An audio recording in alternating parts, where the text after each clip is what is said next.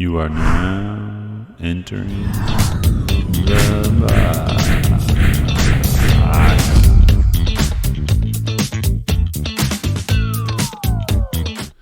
All right, Douglas Pope, Vice President of Rentals Engineering at Zillow, co-founder of HotPads, Restore at Broadgauge, President of the Menard County. You see my LinkedIn.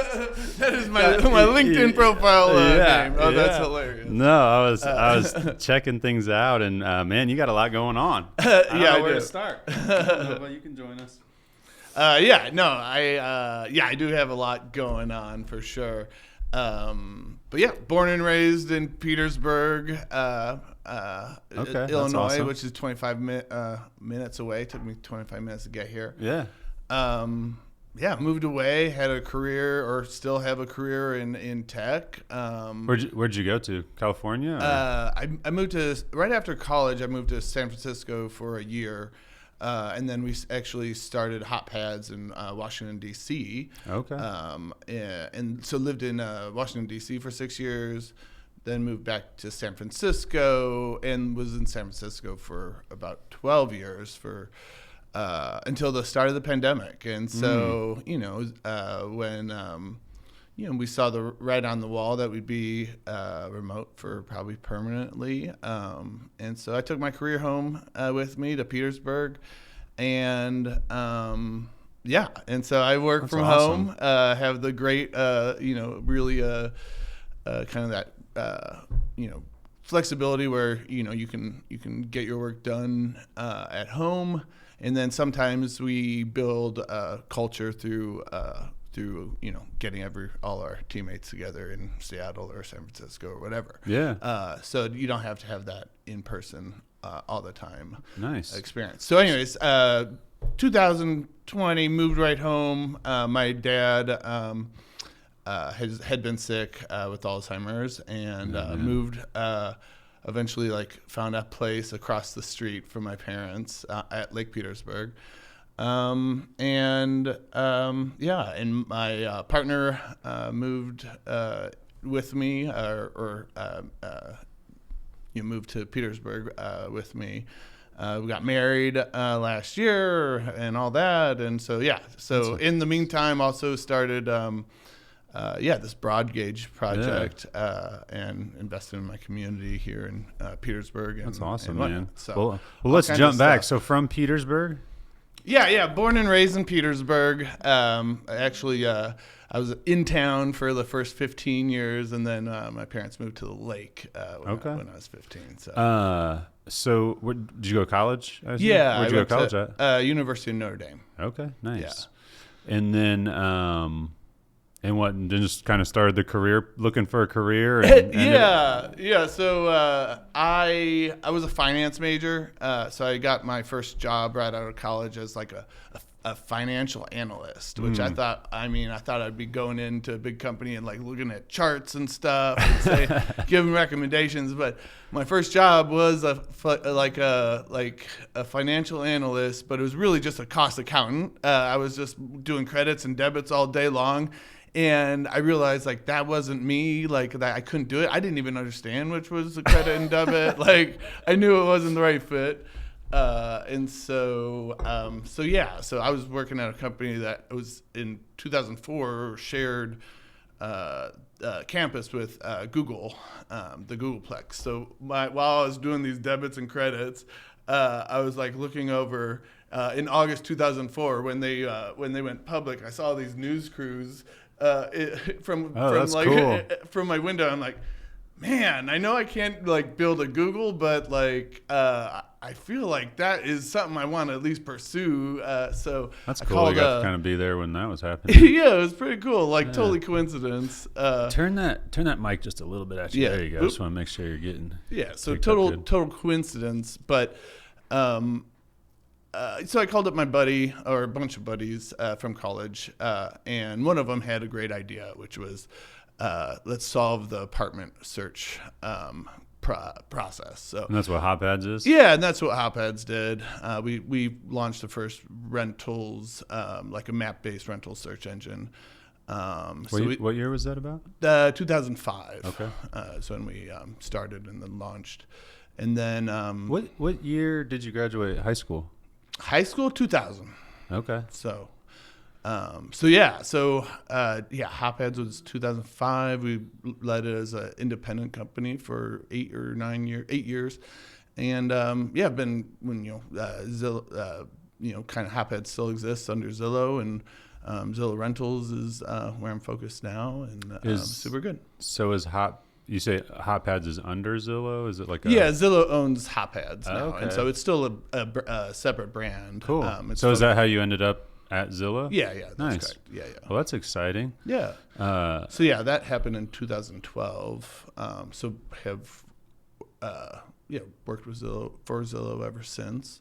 And that's why I was able to bring my remote. You guys were acquired by Zillow? Yeah, in 2012. Man, that's awesome. But so it's the pandemic changed a lot of about my life. I was used to, especially out there. I feel like it got really crazy out there, like faster or something. Yeah. Before the pandemic, I was in a small apartment in San Francisco, living the commuter lifestyle, trying to do my best at work, and then. Post-COVID, I'm living in a small town, Petersburg, like across the street from my parents, working really hard, and a lot cheaper to live there. Yeah, a lot cheaper to live too. The remote lifestyle enables a lot more flexibility about where you work. So it's been awesome. Was your partner from San Francisco? No, I met Ryan when we were in D.C. Oh, okay. Then he moved to San Francisco. I was going to say a little bit of a change coming to Petersburg. He's actually from a small town in Alabama. So, okay, nice. So, but it is definitely a change going to a small town from San Francisco or any other town. And then, so you were in San Francisco. How'd you end up in D.C.? My co-founder of HotPads was in DC, and we knew we'd have a good support network there. Because starting a company is hard work, and you need a strong network. So, and I was 23 at the time. So that's crazy. We needed the milk deliveries from Matt's parents and stuff like that, and beer. How was it starting that? It had to be quite the grind, I would imagine. How many of you were involved in getting it going? Yeah, we had it's amazing. We have we had a handful of people that first summer, up to 8 people that first summer, and then we all went silent because it was basically 3 founders and then a bunch of summer interns and whatnot. So, and then we launched in November, and eventually convinced all those interns to come back once they graduated. Nice. And a lot of those folks are actually still with us. So, that's awesome, man. It's pretty cool. So a lot of people have long tenure. So with a startup like that, I'm always kind of curious about those, and I'm sure there's different ways that people do them a lot of times, but I assume you either have to raise money or you just don't have any money at the beginning and you all kind of get a piece of the pie. Is that when doing that, did you incentivize those people early on with stock or something? Most tech companies have stock option plans. I've just never been involved. I assume, and my brother works for Microsoft, so I kind of know a little bit how some of that works, but in Springfield, I don't have a lot of experience with full-on tech companies. Well, it is. It's funny. I didn't either when we started HotPads, and so you just, go by the seat of your pants and say, what do other companies do? And so from the very beginning, we had a stock option plan developed by our corporate lawyers or whatever. And just because we thought we'd be big and we had a lot of confidence in where we were going. It took a long time to get there, we had a stock option plan right from the beginning. But that's actually not enough anymore. For startups, because everyone wants to get paid. No one's not. doing free work. Yeah. So what do you think they do now? Mostly just raise I don't know. and... No, I mean, I'm sure. I don't really know how people start anymore. A lot more challenging probably now. Just there's a lot more competition. Starting a tech company is always a challenge, or any company is a challenge. I mean, back then though, I mean that was pretty early on, doing stuff like that. And I mean, obviously there was people doing it, but that's pretty cool. Yeah. That has to be a crazy experience. 'Cause, I mean, I started this, but it's a lot different than, doing something like that and having to deal with, figuring out so you just use a corporate lawyer that kind of taught you guys how to structure that. I mean, I think it's the same you would do. I think now it is a lot easier because a lot of the documents are like probably on some digital legal database.com or something. They're not fresh. So it was relatively straightforward to like get that like the behind the scenes paperwork done, all that stuff. Yeah, interesting. But the main thing is is like convincing people that your idea is worth their time, and getting people passionate about it. Yeah, exactly.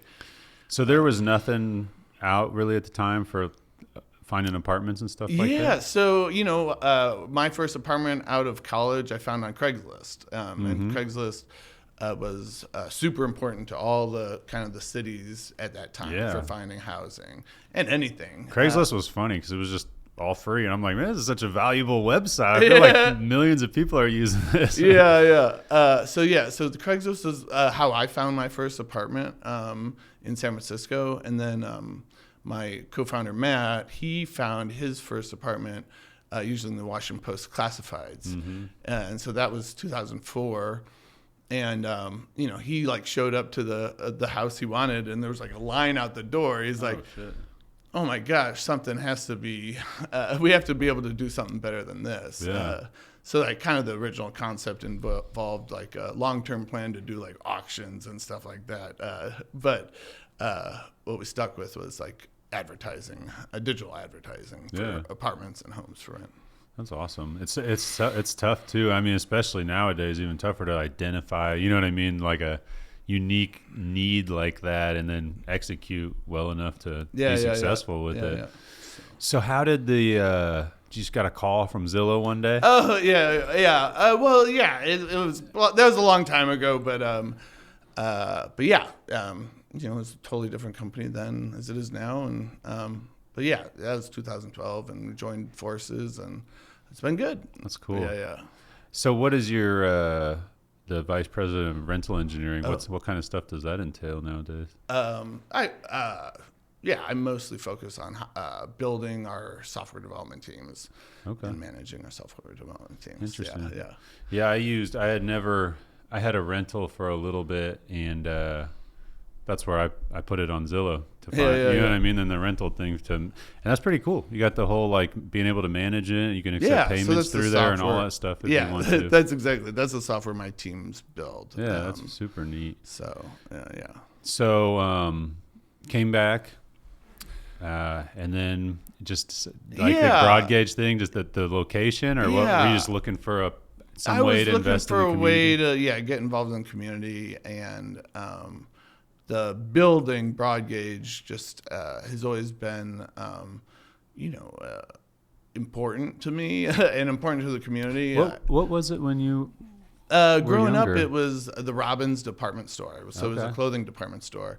Originally, when Broadgauge was built in 1872, it was a kind of Central Illinois' original mega store. So there was a grocery store, a dry goods store, and a hardware store all under one roof. Dry goods, hardware, kind of like grocery, a mini Walmart. Yeah, exactly. Yeah, and so people came from all over the place to visit Broadgauge and shop back in the 1870s, and then it evolved into the Robbins department store in the 1930s.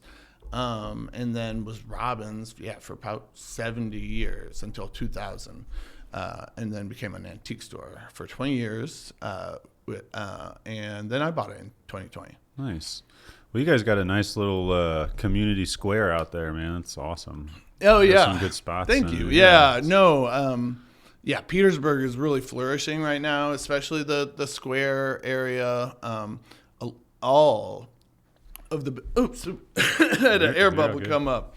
All of the retail areas are full on the square. So that's amazing. And that hasn't always been the case. But over the last 6 years, starting when Hand of Fate opened up their doors, a lot more hospitality and boutiques have moved in. And it's really becoming a draw, especially for people from Springfield. I got here, your office is in Springfield, and I got here in 25 minutes today. So it's a nice little, we're out in Sherman, and there's kind of like a little back row we could take and get there pretty quick, so we jog over there every once in a while.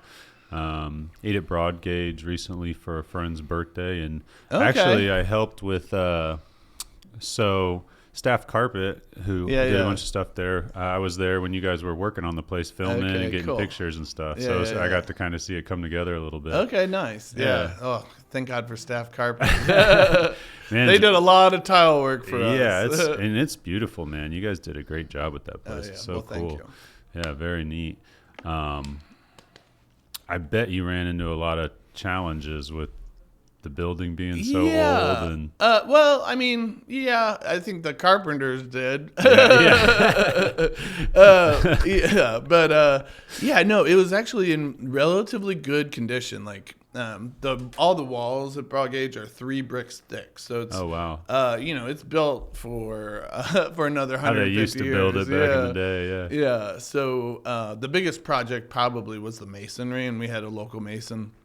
A whole team of local masons work on the exterior, and I forget what even it's called anymore, but they replaced all the mortar. Tuck pointing.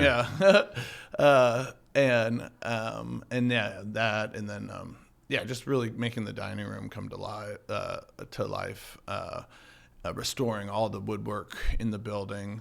All the woodwork and ceilings are all, historic and how they used to be. The ballroom. Did you get? Yeah, you probably took pictures in the ballroom and stuff. The stairs going up to it are cool. Yeah, the grand staircase is really like an eye catcher. Beautiful. And I'm trying to remember right there. I feel like I remember there's like these little gold accents on it going up, and a little like dust preventers or dust bunny. They prevent little dust. Oh, is that bunnies what they do? In the corner? I just remember seeing them. I was like, that's a cool little accent. They're like they remind me of like spurs, like a cowboy boot with spurs. There's a cowboy boot, and when you put spurs on, you're like, oh my God, that's a cowboy boot. Is it weird? I've always wanted cowboy boots with spurs. Walking around Springfield. So it's beautiful, and that double grand staircase. The left side of it was exposed, forever, and was used to get to the mezzanine, and then also what they used to call the attic, which is now the ballroom. But the right side of the staircase was actually entombed with a platform for an office on top of it, and so. And that was that way for 90 years. And so we took that platform down to reveal the double grand staircase. Okay. And you can notice, like, if you have next time you're back at Broadgauge, the steps on the left staircase are super like worn from 150 years of steps of people walking up and down them. But the right side of the staircase that was entombed by the office, like perfectly it's like the stairs were built yesterday, and all it did was we required a little bit of cleaning and a little new stain, and oh my God, it's really beautiful. So that's awesome. So was it? Was what it looks like now? I'm sure you had a lot of input from people and stuff like that, but were you kind of mostly the visionary of what you wanted it to look like? Oh yeah, a lot of tons of people were involved. Yeah, I helped with a lot of ideas, but no, we had all local team with one interior designer from Chicago. Cool. So had a little outside touch on that, but yeah, no, Pete Olson. Helped lead the project. He's a local kind of architect / designer / kind of, well, we called him the creative director because, anytime we wanted to do something cool, he was involved. Yeah. So I heard that you had I don't remember if I was told you bought it or rented it, but like the little like it's not even really a house right behind it while the project was going on. Yeah, I lived. Yeah, we call To it kind the of monitor cottage. the project. Well, yeah. Well, yeah. I was still looking for my permanent house. Okay. So Perfect little spot to yeah. So one of the mentor. properties I bought was a small cottage. It was like a 1-bedroom place, and I lived there for probably 6 months. It's amazing how being right, I mean Petersburg's a small town, but still just like being there to be able to check on it, Yeah. like easily how big of a difference and how easier it makes your Yeah. life. So we used to be in the garage in the building next door, Okay. and we just rented that. Oh wow. So when it worked out to buy this building, we did a huge remodel in here. Yeah. And I didn't think about it at the time, but during the remodel and after moving in, I was like, man, the value that adds, like to just be able to walk over there and check something out or answer a question. Easy like, access. God, I did like in hindsight, I was like, I would have spent way more money on this building just for that simple fact that I could, how it made my life easier, because, during construction, there's questions and what about this? What about that? Yeah. And it's like too many decisions to be made. Yeah. You just got to see it most of the time to answer it. Yeah. But it was quite the project. Broadgauge 2 is quite the project. It was fun living in the cottage, but we actually found a cool use for it. And we're Broadgauge partnered with the Menard County Food Pantry, which was basically cat-a-corner to us in the Presbyterian Church.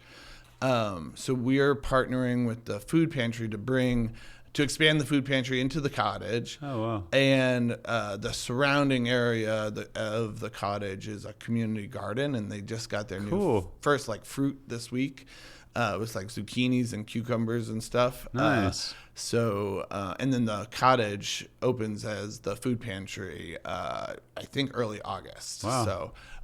So I used it for being close to the project, and it was a nice, cute little house. Yeah. But now it's it's a food pantry. So it'd be good. This is the first time the food pantry's been able to have enough space for freezers and refrigerators. So they'll have milk and that's amazing, frozen man. meets and stuff too. So it's awesome. That's a huge community effort too. There's 10 different organizations donating their time and materials and all that stuff to that particular project. It's really cool that you were interested in coming back to your community and investing in it and helping and all that stuff. That's neat. A lot of people are like, I'm out of here, move away, and never look back. Well, a lot of youngish adults still have parents that are around that are living here.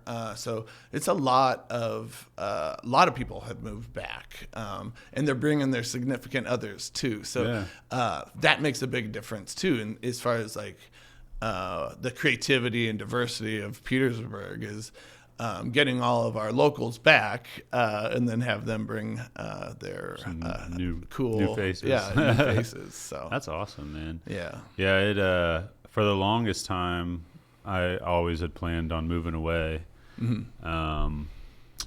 So out of college, I went to Western, and out of college, I got it was an internship at first at Ace Sign Company, and then halfway through it, they hired me, so I got to get paid for the second half of my internship, which was nice. Yeah. But then, so I worked there for a while, and my plan was most jobs when you look online, they want 5 years experience to get a good job. So I was like, all right, I'll get my 5 years in, get a little experience here, and then really start applying places. I always thought I was going to go to Colorado. Loved to snowboard, had a bunch of friends there. What I mean. During that time, though, I met my wife, my girlfriend, and my father got sick, and didn't want to leave him, and it was kind of weird. There was between all of that,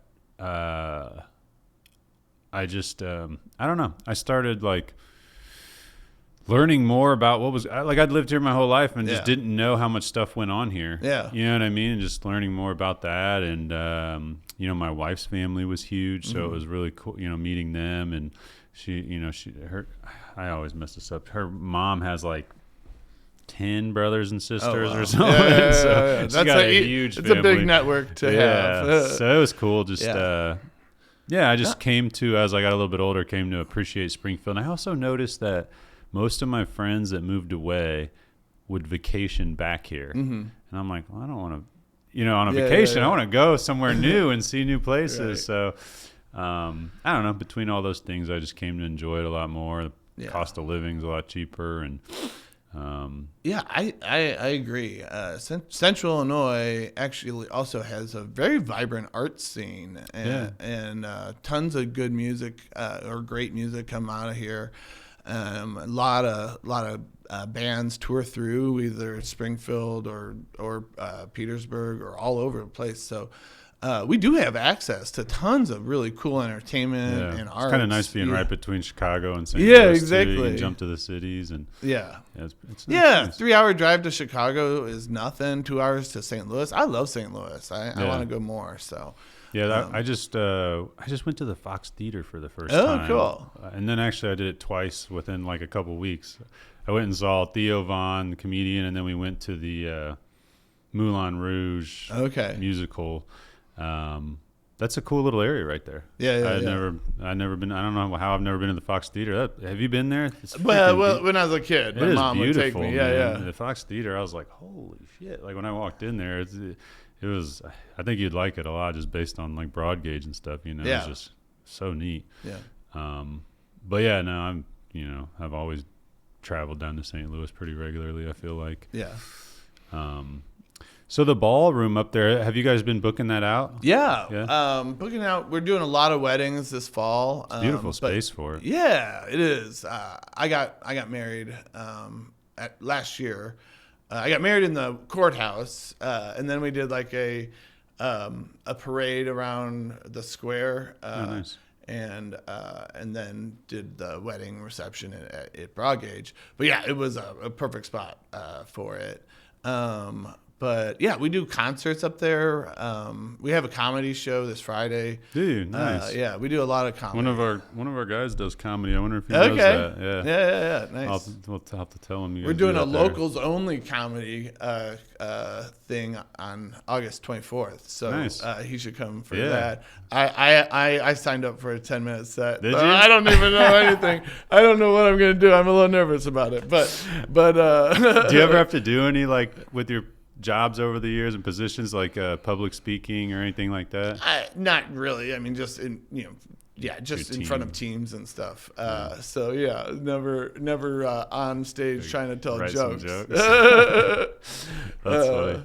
I know. I've always kind of thought about it too. Like, it'd be kind of fun to try to do some comedy sometime. I'm probably terrible, but it's like one of those things. I feel like anything, you just kind of really got to practice it. You know what I mean, to get good at it. Yeah, that's probably very true.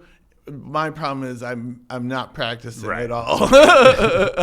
You hear these, like I always hear like I think of concepts in my head that like, man, you could probably do a really good joke like for a comedian off of that, but then it's like structuring it to actually present it to somebody and make them laugh and tell the story is a completely different skill. I feel like you got to hone. That's cool though. So do you have someone that's like, I assume that like manages like the events and coming up with events and stuff? Oh yeah. We have a really cool guy from Petersburg, Adam Galassi. Okay. He was in Chicago producing theater stuff for almost 20 years. Part of the Blue Man Group, producing that. His brother. Well, he's going to be a part of the local comedy thing, but also his brother. Adam will be there too. Perfect. And he's a put funny that on guy. the calendar. Yeah, that'll be funny. But yeah. So Adam is sets up all our public events and stuff, and so we do all kinds of things. We had a pride dance party for Petersburg has the smallest in Illinois pride festival every year. 2 years going. So this was the second annual Pride Festival.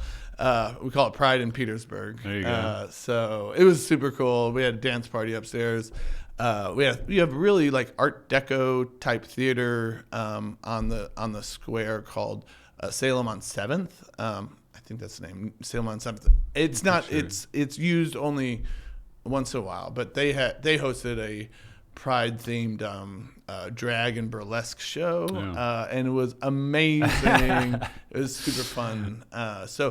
And we also have like I don't know why I'm going on this tangent about arts, but we have a new art gallery that opened in November that does on the square also. Yeah, called Perspectives. Cool. So like it's tons of new businesses opening up on the square, including like the studio on the square is right next to Broadgauge. It's like it's a art studio and like physical studio for people of all ages. So kids take lessons there, and adults do too. Nice. That's super cool. Yeah. And in Broadgauge, I'm trying to remember, like off to the side, it's a little coffee shop, right? Yeah, we call that the Talisman. But it's a coffee shop and bakery. We have a really great pastry chef, Kelsey Harms, and all our pastries are from scratch, and that's amazing. Really good lattes and fun people out in the Talisman. And the nice thing about it is the Talisman is you get your coffee or whatever, but you can also sit anywhere you want in Broadgauge too. So you get to see use the whole space. I like the little. We were waiting for our table. We were all sitting in the little seating area that's like in the front windows. Yeah, it's super nice. Well, you'll like our next setup. We're launching a new cocktail lounge setup tonight. Oh, wow. So we're basically those lounges you like. We extended it to about a third of the whole, or about half actually, the whole restaurant into a cocktail lounge with then a smaller dining room section behind it. Okay. So much more cool, like small bites atmosphere. And listening to music and stuff. Love that. Yeah, that's nice. I really like the places that do like what do they even call it? Like is it called tapas? Is that what it is? Where it's like small bites, kind of little meals. Yeah, that's always nice. You guys can kind of get a wide variety of different things to try. Always enjoy that. How many people are on your team at Broadgauge? Pretty serious. We have operation. A little over 40 people that like are, do at least one shift a week or whatever I'd say. But mostly part time. Handful of full time people. You guys just evenings over there? Yeah, right. Besides now, the except coffee for shop, Talisman, coffee shop. Talisman. Yeah, right now it's just Wednesday through Saturday dinner. But we're going to be expanding that in mid-August. Yeah. Well, it was good when we were there. Like I said, we were there for a friend's birthday. Okay. And recently. And I've only been there, I think, one other time besides that. But definitely need to make it a more thing. Again, just going to Petersburg, and that's what my wife and I did. We went early before the birthday and hit Hand of Fate. Had a couple beers. We got 3 kids that are 5 and under. So our hands are a little bit full, plus, running the business and stuff like that. Right. But have you been to First and Third? It's a boutique and wine bar. That's there also? Yeah. It's kind of on the other corner from Broadgauge. Okay. Yeah. First and Third. I'll have to keep that in mind. Yeah. So it's sounds pretty like cool. a nice spot too. Is the courthouse? Is it the building in the center? Yeah. Okay. One of my buddies owns Northern Lights, like outdoor lighting or whatever, and he did the lighting that washes up. Oh yeah. So he had us come out and take some pictures and drone shots and stuff of the lighting for him to use, and that looks nice too. Yeah, the architectural lighting at the courthouse looks amazing. They just added that in maybe 2023 actually, I think. Yeah, it was. And it was last year we did it. It really like accents it's a beautiful courthouse inside and out. The inside. I've never been in it, but well, you should try. Third floor is the courtroom, so don't go up there. Keep me out of that section. But no, it's a beautiful inside and out. And the architectural lights really like it used to disappear behind the trees, right? Without the architectural lighting, and now it's so beautiful. And so all the businesses and hospitality places on the square kind of benefit from that. Yeah, it's amazing how much just cool lighting can affect like, you know, just anything like that. Yeah. Mood or look or anything like that. We have it's kind of a sign of like you know, our county government had to approve that, and you know, not many like rural county governments are approving like just aesthetic improvements like that, and and you know, I think they keep track of how much it's costing for utilities and stuff, but it's a great example of the whole community kind of coming together and say, hey, this would be really nice if we did this. Yeah, you guys have. Sounds like, I mean, some of that stuff I didn't even know about, but just the stuff I know about, I was like, man, they got a lot going on in Petersburg now. I was in Taylorville, and it's kind of a similar setup with the square, you know what I mean? In the middle, I assume it was courthouse or something. Yeah. And I was like, man, they gotta take some notes from Petersburg when I was looking at it. Get some uplighting here. Yeah. Well, our city actually does have, they have a facade TIF program.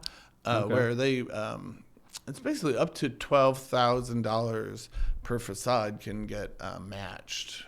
Maybe it's less, maybe $6,500 per whatever, but it's thousands of dollars that get matched. And a lot of businesses on our square in Petersburg have utilized that to upgrade their facades, and you can really see it. Like it makes a difference. Yeah. I remember the only reason I used to go to Petersburg was the Terror on the Square. Oh, yeah. That was like the only time I ever went there was Halloween time. Yeah. Like, Terror on the Square, let's Terror go. on the Square is amazing. So it's actually in the Terror on the Square building is where there's the theater. Okay. That's what they opened back up for the first time this last year, didn't they? Yeah. It was amazing. They're open every weekend in October. That's great. And so, that brings a ton of people. Yeah, just thinking about all the businesses there. It's nice that they can, you know, kind of all accent each other in that way. Yeah. And we also host a lot of like festivals on the square, like Harvest Fest, and we have a Drinking with Lincoln 5K. Nice. And small towns are nice. I like Sherman. I mean, I wish we had like a square or something like that. Mm-hmm. But like when we came to go to Broadgauge, and we were at the Hand of Fate. They did like a little parade around for the students. So I think it was like the football team. It's probably some sort of volleyball team. Either they were going to a championship or just did one or something. I believe our junior high volleyball team made it to sectionals. I was there that night too. Nice. And actually during that season, it's not an uncommon experience to see the bus and the caravan go through. It's amazing. If I'm at Broadgauge, I always go out on the square and clap and stuff. And I love, one of the things I love in Sherman is when you're coming into Sherman, like whether during Christmas time or, you know, during like, you know, around 4th of July, they always do stuff. I don't know, it just makes it feel good coming in. So they'll have like, you know, the whole center between the two sides of the road is like covered in Christmas lights. You know, there's Christmas lights on all the trees, and it feels like, honestly, like it feels a little bit like a small, you know, mountain town in Colorado, you know, during Christmas time when it's all covered in lights and stuff. So that, or like during around 4th of July, they'll just have a bunch of American flags, or, you know, when the kids are graduating, they'll like put out a bunch of signs for the graduating class, you know, along the big park there. And there's just in a small town, it's a little easier to do some of that stuff. And it just has a kind of a cool feel. Yeah. So I completely get that. Yeah. Feels a little more, I don't know, like a community, I guess. A connection's a little stronger or something. I mean, you're confined, right? It's a smaller community, so you're confined to the people that live there. Yeah. And so if we don't all get along, like it's gonna be a mess. So small town life is all about like trying to get along. How was that when you went to Notre Dame from Petersburg? I mean, that's a pretty big change. How was that? Was there some kind of shock there of jumping into like a big? No. I mean, the biggest shock was like moving to San Francisco post college, because like, you know, undergrad is you're pretty much trapped in a bubble, a safety bubble and a social bubble. Yeah. But moving to San Francisco when I was 22 or whatever.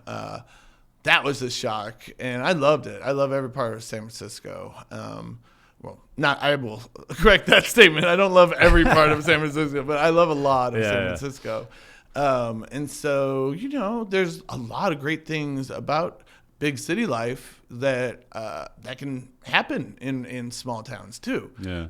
We can have really nice, fun restaurants with culture and cool performances and stuff. And so kind of my goal with Broadgauge and a lot of our folks' goals in Petersburg is to kind of bring that the culture of these urban cities like San Francisco or DC to Petersburg so that we can all enjoy it and then still live in a small town. Yeah. We want our cake and we want to eat it too. Give us our hospitality. Well, that's it's nice. It's interesting. One thing my father did help me with, kind of, during my college time was like to go visit my brother, and my brother helped also, but like to be able to get some travel in, and since I wasn't going away really to school, it was nice to go see places and see different things, and it's amazing how much that helps your perspective as a person and kind of your growth and seeing these different areas and meeting different people and stuff like that. As I mentioned, my brother works for Microsoft, so getting to go out to Seattle and go to their headquarters and see it and go through it. I just had a lot of impact on me. And it's funny, people come here and they're like, "Oh, I feel like I'm in Silicon Valley or something." I'm like, trust me, it's a little bit different there. But I try to do what I can. I love this place. Thank you. Awesome. Appreciate it. Yeah, just try to have a fun environment. When we first got it, it had a bunch of cubicles. Right. And I was like, all right, these all got to go. So getting rid of them, and then at my internship, I was always sitting at a desk was like killing me, man. I hated sitting at the desk all the time. My wrist was hurt. You know what I mean? So I had bought myself a standing desk for my home office, and then I was like, man, if I ever have a place, like everybody's getting standing desks. Like, it just makes such a big difference to be able to stand up and just not sitting in a chair all friggin' day. It's nice. So how about from like obviously we're a marketing agency, so I'm curious what kind of insights you have on like different marketing stuff that's worked for you. I mean, obviously in there, Broadgauge, it's just I'm sure most people just kind of know about it from doing the project, but I'm just curious what kind of stuff you guys do or how you think about marketing. From Broadgauge, it's mostly about surrounding the events. We want people to come to our public events and our private events and then get plugged in to Broadgauge and be like, wow, and come back for dinner, basically. So we want to use the building, basically, and our events to get people to be aware. That's why I guess like during the remodel, so we bought Broadgauge in 2020, remodeled it and restored it in 2021. But we would be on Facebook posting pictures about the restoration process and about what's coming and getting people excited. And we gave tours.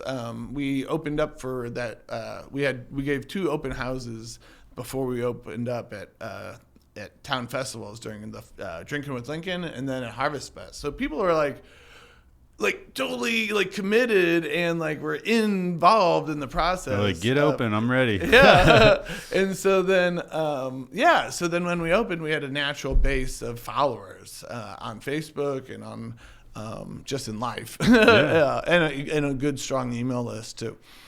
But would you say that's kind of, but social media and kind of your email list, the main way keeping everybody up? Yeah, for Broadgauge, it's mainly Facebook, right? Because I think that's in the area. In the area, it's the most like used platform. Yeah. You have somebody that kind of runs those for you, I assume.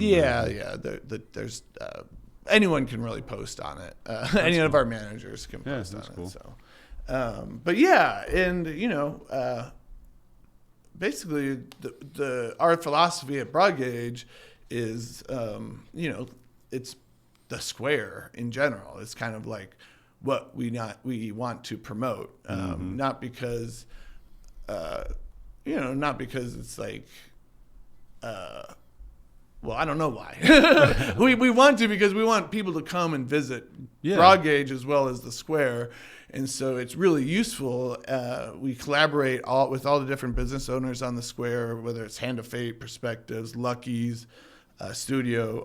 Kind of like a rising tide. Yeah, exactly. A rising tide or however that goes. lifts all boats. Ships. There you go. So, but in every single business owner on the square has that mentality. That's good. Which is great, and I've never really seen that before. Well, and you think like, trying to attract people that aren't just in Petersburg is much harder if you're just trying to attract them to come eat dinner. Mm-hmm. But if they're coming there for the day and getting some drinks and stopping by the art studio and I totally get that for sure. I'm trying to we're trying to get more of those like what we're calling daycationers. Come in the morning and get some coffee. Exactly. So, and it's nice. You can live in Springfield or a bigger town, and I just leaned back away from the microphone. There, good. You can move it too if you want to lean back.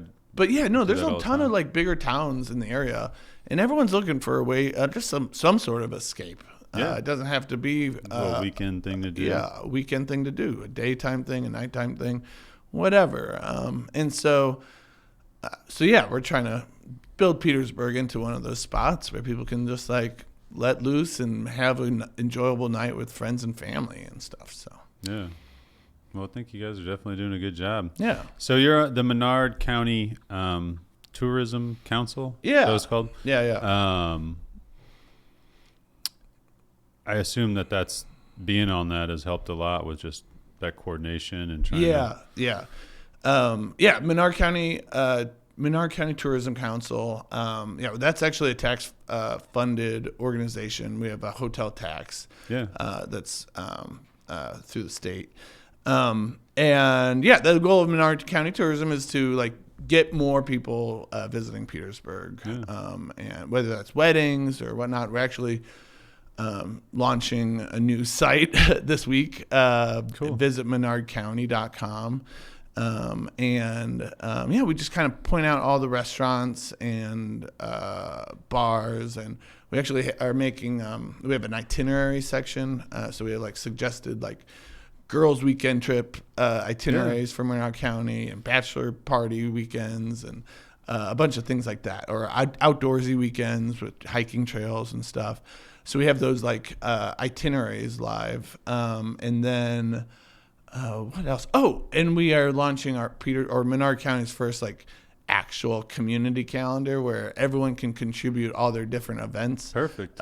And have it on one place. Is really hard, even in a small town, to know what's going on when. For sure. So in Springfield, it's got to be even harder. So like people are tired of missing out on cool concerts or cool events. And so we'll have one calendar for the whole community. Nice. So that'll be good. Yeah, funny story. Back when I started Ootbox, my first like big client that was helpful in getting us going was the Springfield Convention and Visitors Bureau. Springfield. And that was one of the things too. Like when I started working with them, I was just like, holy shit, there's a lot of stuff going on in Springfield I didn't even know about. You know what I mean?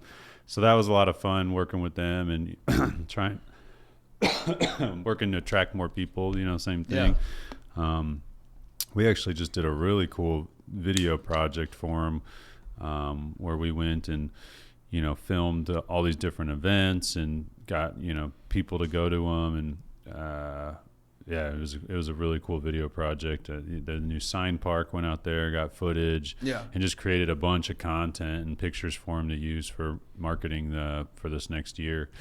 They're already using some of it, but it was a lot of fun. It's fun going out to those things, and seeing that stuff. And I think it was Visit Springfield is their handles. Yep. So Visit Springfield is really good about promoting stuff in Menard County too. It's amazing, and they get it. They get it that we want people to come to the Springfield area and go to concerts that even at what's that winery. Dannenberger? Yeah, Dannenberger or Petersburg or wherever. Like Springfield could be a hub to all these unique Yeah, I mean, there's so small many. towns. Yeah, there's so many Yeah. around it.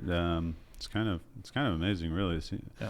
I guess you kind of, when you look at bigger cities, it's like that. It's called suburbs, I guess, but I guess it's like that a little bit. Yeah. Kind of These are suburbs. somewhat, the term is a little bit not well received, but a lot of people call small towns around Springfield like bedroom communities, where people just go there to live and put down their heads, but then they go to work into Springfield. Well, we're trying to be, have our own economy in Petersburg, and not have as much bedroom. What is the population there? Do you know? 2,300 in Petersburg, Okay. and then we have about 12,000 in the Menard County. How big's Petersburg Lake? I don't think I've ever. Been there. Lake Petersburg's it has around 330 homes on it, so about 1,000 people. That's not included in the Petersburg population. Okay. It's outside, or just outside of the. And is that to the left when you're coming in? Yeah, Like I feel like I've seen the sign Salem. to go. Okay. Yeah, it's in between New Salem and Petersburg. Yeah. Whenever I'm driving on that road, there's like a couple of those big houses like up high on that hill. And I'm like, man, they got a beautiful view up there. I bet because they're really propped up there. Yeah, that's a neighborhood called Grand Oaks, and it is beautiful. They got beautiful views and cool homes. They're way up there, and the sun rises right out the back of their house. It's probably pretty neat. Yeah. We're heading to Gatlinburg soon. In the cabin we're staying in, the sun, it like looks out at the mountains and the sun sets like right off the back of the house. So I'm excited about that. It's a little bit of relaxed time. Yeah.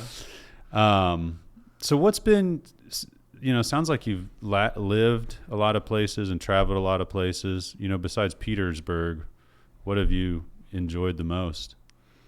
Or, for as far as places you've been and lived in? I guess the thing that I miss the most is the diversity of cultures. Like in San Francisco, you can meet anyone from any background because they're all. It's definitely a melting pot of everyone from around the country and around the world. So I do miss that. That we don't have that. I've never gone into San Francisco. I've driven by it. We drove from Santa Cruz to Lake Tahoe, and San Francisco's, you go by it, right? Yeah, you go by it. Yeah. I was trying to remember. But so I miss the kind of the melting pot nature of these big cities. Yeah. And a lot of like the benefits of that is like awesome food, like really good. That's one of the I love Indian food. I love Thai food. And so we have some of that here in Springfield. So, Petersburg's lucky that 30 minutes away, we can still get it. It is kind of surprising how much different food. I heard a statistic one time that in Springfield, like the amount of restaurants per capita or whatever is like, I don't remember what it was, but it was like really high. It was like top 10 or top 50 in the country or something like that. I was like, damn, that's crazy. Yeah, people like to eat out here for sure. And it helps being a state capital, a lot of folks drive in. It's a big kind of economy in and of itself, supporting the restaurants around there. So what else you got going on? Anything exciting coming up? Any other projects? Keeping in your back pocket? Broadgauge is a big enough side project that I need to sleep at night. Yeah. No, we have a lot of festivals coming up for Petersburg, especially like Harvest Fest. And whatnot. We're launching a new menu. So I don't know if it's probably different. The view, the actual layout of Broadgauge is a lot different than you were there last. We're launching a kind of a cocktail lounge vibe in the first half of Broadgauge. So basically, the whole spot where those two lounges in the front are, and then near the bar.